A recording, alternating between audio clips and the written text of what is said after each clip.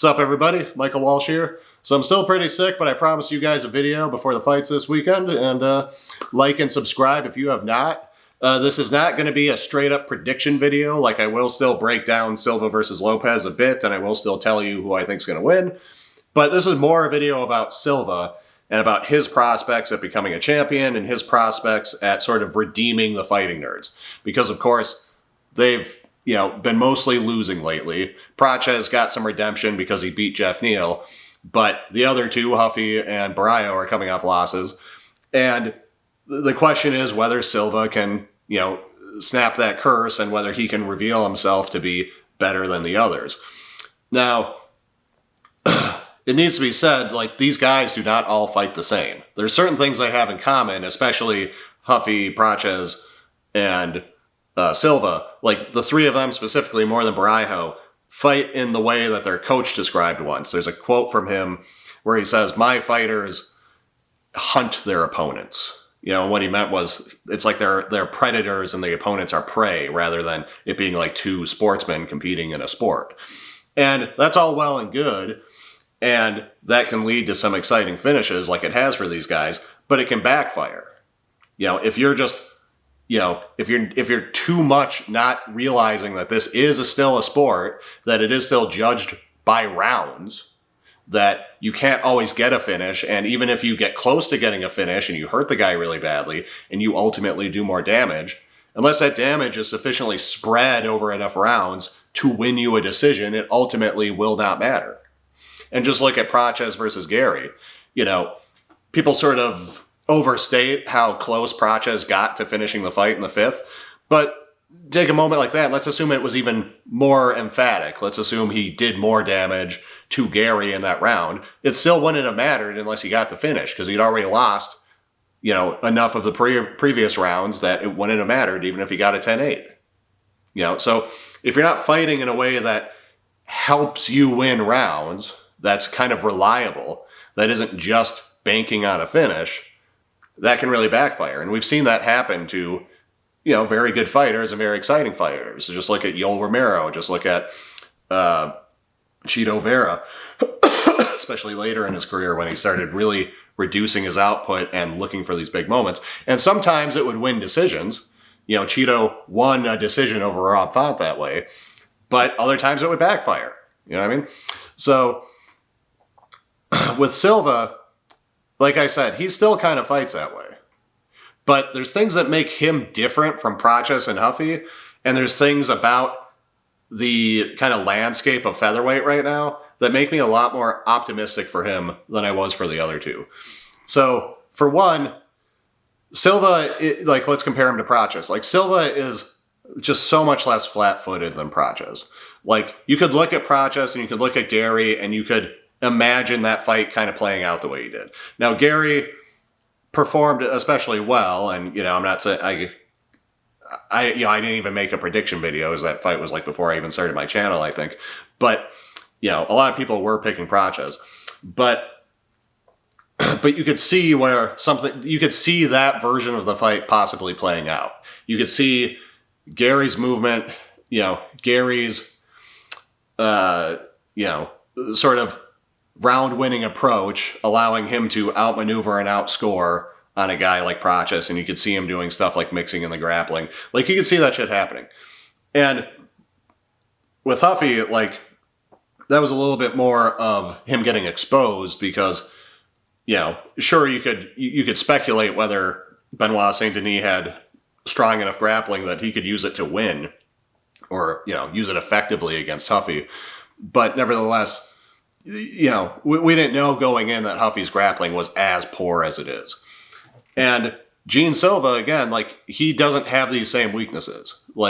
He is much lighter on his feet. His distance management and everything paired with that, his positional abilities are such that it's hard to see him losing in the way that Pracha's lost to Gary. And his grappling has been shown to be pretty good. Like, the Bryce Mitchell fight showed us kind of enough of what we need to see, especially since there's no more grapplers for him to fight. Because Sterling is old and no one's clamoring for him to get a shot, so he's not, the two of them are just never going to cross paths, I think. And Evloev is actually in Silva's way, but Evloev is, shunned by the UFC, so they're not going to pair the two of them up either. They might if Silva wins the belt and Evloev sticks around and wins another fight or two and they finally yield and give him a shot or something. But, that's an issue for later down the road. Silva's already a defending champion at that point. But as far as getting to the belt, Silva doesn't really need to worry about grappling anymore. And then so that's like the Huffy problem out of the way. And with the Praches issue, again, like he is not the flat-footed guy that Praches is. And he's also, he also doesn't have fighters that are going to take advantage of like what his actual weaknesses are, which are a combination of like bad kind of cage craft and the kind of problem I described earlier, which is that when you're fighting it at a lower volume and you're kind of looking for a finish, that can mean you lose rounds. I don't think there's fighters who are like very well equipped at the moment to take advantage of that. So like if you watch his fight with Drew Dober, you really see how easily he gets like put on the cage, because even though he's got good distance management and everything, he's bad at actually, at ring generalship. He's bad at keeping his back off the fence. Now, that would be a problem against certain fighters. So like looking at featherweight, like if you had Max Holloway, especially prime Max Holloway, especially Max Holloway when he was more of a pressure fighter, like that could be a nightmare. Someone who's durable, someone who fights at a high pace, someone who is going to pressure you, is going to get you on the fence, like that would be terrible. But Max Holloway is A, not his prime anymore, B, fights less like that anyways. He's much less of a pressure fighter than he used to be. And C, and most importantly, the fucking guy went up to lightweight, so he's just not a factor anymore for Gene Silva. And you look at the guys who are factors for Gene Silva, you look at Volkanovski, you look at Lerone Murphy. Like, Volkanovski could conceivably fight that way, but I don't think he will. Like, just look at Volk's recent fights. He is embracing the outfighting matador kind of role. And I think part of that is he's probably less confident in his chin. He's probably a little less confident in his reflexes than he used to be. And I just would not bet on Volk to come out and try to pressure Gene Silva. I think he would try to outmaneuver him, and, just kind of stay safe at range and land enough shots to win a decision. I think he would fight him very similarly to how he fought Lopez. And that could go very badly. I could very easily see Silva catching him at some point, because Silva just has a great eye for an opening. Silva is very physical. He's very fast. Not just fast, very strong. Like, Dober, you could see how much bigger Dober was, and there's several moments in that fight where Silva just like throws him aside. And all of that is to say, like, I'm not saying I'd necessarily pick Silva to beat Volk. I might, but, and if that matchup happens, then I'll give the matchup more thought. But that's very worrying if you're a Volk fan, And I just can't rely on Volk at this point in his career to do the things that would maximize his chances of success and would be sort of the kryptonite to a guy like Silva. And same with like Lerone Murphy. Like, sure, Lerone just is coming off of that spectacular elbow knockout over Aaron Pico, but like that guy is not a very potent finisher. He's mostly a decision guy. He's not a super high volume guy. He's not much of a pressure guy. Like, this just isn't looking like the kind of matchup that's really going to force the errors or that's really going to reveal and emphasize the potential weaknesses of an approach that a guy like Silva has. Again, I can see Silva doing enough damage because Silva, he's not the highest volume guy, but he doesn't throw at like a cripplingly low volume either. Like, he's still a pot shotter, but he's not. It's not comparable to like Yoel Romero and Chito Vera in that way. And a big part of it is a guy like Yoel Romero or a guy like Tyron Woodley. Like those sorts of guys who barely do anything and then are just looking for that explosive knockout. Like, those guys were worried about getting tired. And Silva fights in a way and fights at a pace where it seems like he's got a decent gas tank and it seems like he's willing to throw a bit more. Like, I forget the stats, but they were, you know, if you look at the stats of the fight with Dober, like, they're pretty good. You know, so even there, it's like,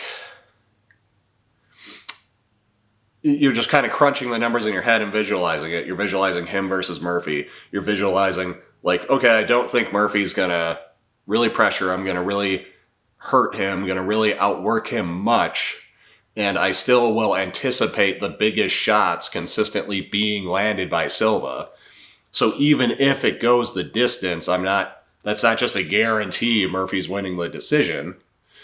And there's a realistic chance that Silva just knocks his ass out. So again, that is just not that's not a nightmare matchup, but that's a very winnable matchup for Gene Silva. And that just leaves Lopez, because if he beats Lopez, especially if he knocks him out, I assume they'll give him a title shot, which again means he's realistically going to fight Lopez and then either Volk or Murphy. And with Lopez, the attributes are interesting because Lopez is very durable and he's very willing to get hit and he's very willing to throw down. He's not very tactically or strategically sound. He's not, you know, like, he is round winning in the sense that he will throw, you know, in the sense that he is not just sitting there waiting for a perfect opportunity. He's making things happen. So he can still win a decision, you know, just like the Brian Ortega fight. Like, he didn't finish Ortega. I mean, he almost did. But he won a decision because he was doing so much. And because by doing so much, he also hurt him so much. So there's a path there where Silva could fail to finish him.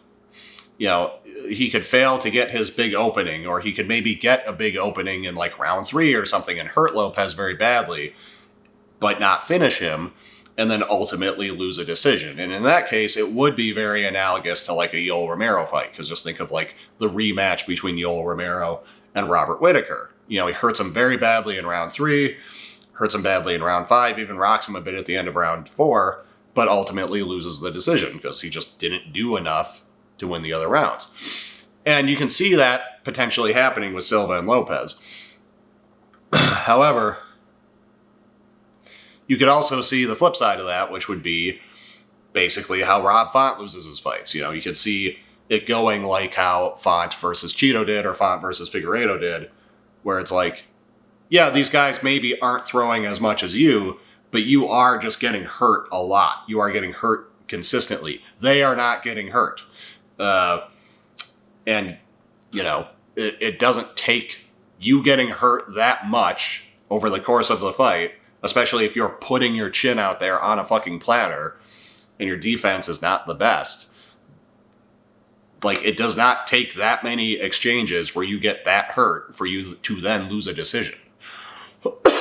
And we also just haven't seen Lopez tested against a guy who's as dangerous as Silva. Lopez is durable and he clearly believes in his own durability, but I'm not convinced at all that he's durable enough to just eat flush shots from John Silva. Yeah. And so all of that is to say, despite the fact that he almost entirely due to attributes, you know, he being Lopez, almost entirely due to attributes and sort of just a gameness, a willingness to exchange, a willingness to get in the pocket and throw down. Due to that alone, he sort of offers this interesting challenge that I don't even think Murphy and Volk will offer. Nevertheless, I am leaning towards Silva. I think he's not, you know, he's not showing issues with his grappling. He's not showing issues with his gas tank. You know, he is still of that fighting nerds, I'm a hunter, you're prey, I'm looking for the finish sort of mindset. And yes, that can backfire, that can lose you a decision. And Lopez can crack. It can crack. You know, we'll see if, you know, we've seen Silva get caught. You know, again, the Drew Dober fight, like, he catches him. There's that moment where Silva is bickering with Dober's corner and he gets caught, and sure, that's perhaps just a case of like the punch you don't see coming catching you, and maybe not so much indicative of his durability or anything. And that was up a weight class, and Dober is a powerful puncher, but like, nevertheless, like this stuff is dicey, and this is also why this is like not a prediction video. I'm not in love with prediction videos. My channel doesn't do a lot of prediction videos, and that's because prediction is kind of bullshit. Okay. All the analysts out there are still wrong some huge percentage of the time, and not to get academic on you, but it reminds me of John Mearsheimer. Okay. He's an international relations theorist. He wrote the book, The Tragedy of Great Power Politics, which is a great book. And he was there's a interview where he's very upfront about theory and, about IR theory. And he says, look, theory is not immutable law. It's still wrong sometimes. And he says even a really good theory, like structural realism, which is what he advocates, he's like even a really good theory is still only right 75% of the time. And I applaud him for admitting that. But 75% of the time is not that fucking good. It's better than nothing. But when it's for important things, like whether you go to war or not, that's still an unsettlingly bad number. And similarly, like, you look at YouTube channels and stuff, you look at people who, you look at whether you're reading articles or not, like, or listening to podcasts, you listen to MMA analysts, they're still wrong half the time. And some of them are maybe only wrong 30% of the time or 25% of the time. But that is still such a weak number that it doesn't speak very much to their ability to do analysis, or to give accurate predictions, especially when you factor in that it's going to be kind of random anyway. So you wouldn't expect everyone to be 50-50. You would expect some distribution where, like this guy's 50, the lion's share of people are kind of 50-50, but there's going to be a distribution where some people are right 70% of the time and some people are only right 30% of the time, but it's not even necessarily indicative of their ability to predict fights. It might just be fucking random. Okay. So, and analysts don't have to do anything. Like, they're not gamblers, most of them. They're not coaches. They're not fighters. So they don't actually have to apply any of their knowledge in any way that means anything. Like, they don't have to go out and win a fight or have the person they're coaching win a fight. The only way they can demonstrate that their analysis means anything is by their predictions. And again, their predictions just aren't that fucking good. So, to me, fight analysis, it's mostly just nerdery. It's mostly the equivalent of, arguing who would win between Godzilla and the Hulk or something. It's mostly just for fun. It's not serious. But in any case, that rant aside, I am picking Silva to win against Lopez, and I do like his chances of becoming the champion still. This could all, go the other way. Like, Silva could just get knocked out on Saturday, and then we'll really be shitting on the fighting nerds. But nevertheless, I think if you, consider everything I said, you consider the fact that he has strong grappling, you consider the fact he is, he isn't flat-footed like Praches, you consider the fact that, he's not showing us any cardio problems, like, you consider the fact that he doesn't have any grapplers left to fight. You consider he doesn't, one of his main weaknesses is getting put on the fence, and he doesn't have any pressure fighters to fight. And he doesn't even have like high volume people to fight, which would be another thing that would be worrying if you're like, oh, he looks for the finish, but maybe doesn't win rounds reliably. That would be scary if you were up against like a durable, high volume person, but he doesn't even have those people in front of him. Like, everyone in front of him seems potentially vulnerable to what he's going to bring and doesn't seem to conversely bring what you would expect would make him vulnerable. So, that doesn't mean he'll win Saturday. It doesn't mean he'll actually beat Volk or Murphy if he fights them. But I think there's reasons to be optimistic. I think, it's easy to just buy into trends. It's easy to look at the fact that that the other fighting nerds have lost recently and to think, oh, this camp actually sucks. These guys were just hype. But again, it is ultimately case by case. And I like Silva's chances.